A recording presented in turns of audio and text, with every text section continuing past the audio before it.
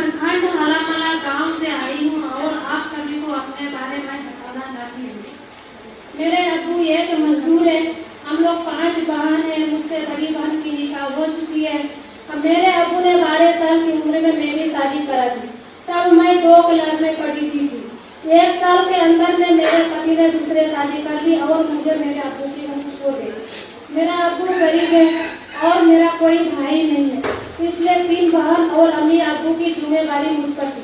तब मैं 13 साल की उम्र में मैं दीदी बनाने का काम की और घर चलाने लगी।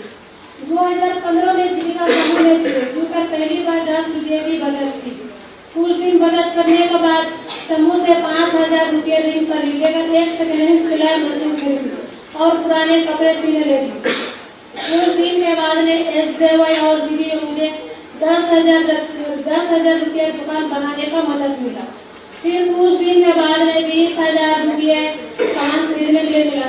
मैं 12,000 की कपड़ा ली और 8,000 की एक नया सिलाई मशीन खरीदी। फिर कुछ दिन के बाद में 7,000 रुपया 7 महीने तक घर चलाने के लिए मिला, लेकिन मैंने उस पैसे को खर्च नहीं की, खुद से जमा किया और खुद से कुछ मिलाकर कट्टे पर जमीन लिए। जमीन में मक्का रोपते हैं, धान रोपते हैं। मक्का बेचकर हमको 17,000 फायदा हुआ है।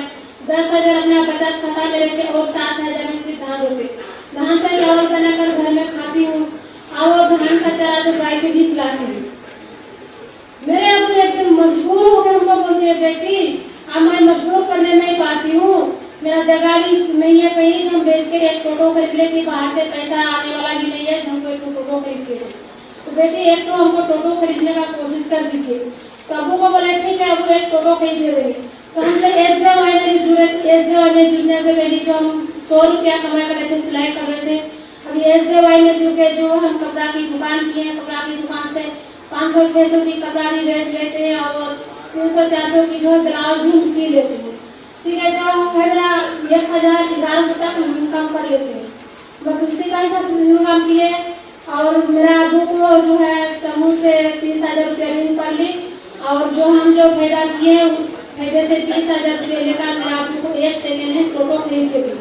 जैसे मेरे अब्बू 300 या 400 की, मेरा अब्बू को 60 साल उम्र हो गई है, उतना नहीं चलाने पाते, फिर भी मेरा अब्बू 400-500 की आमदनी कर लेती है।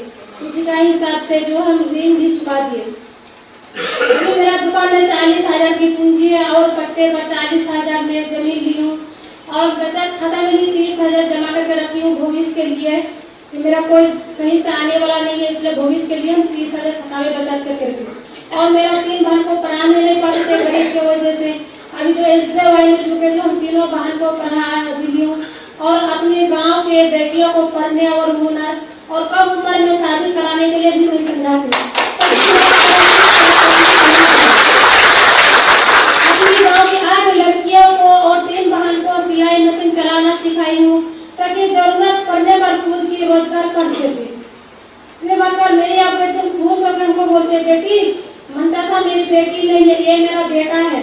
बेटा की कमाई मेरा मंतसा बेटी ही करती देती है।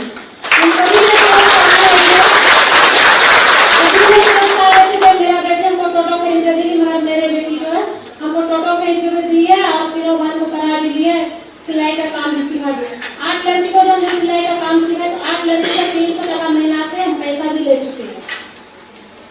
बस जीविका समूह में जो हम कभी नहीं सोचे कि हम इतना अब्बू को दे पाएंगे कि हम इतना कर पाएंगे, मगर जीविका समूह में जो कर इतना हिम्मत और मदद हमको मिली है।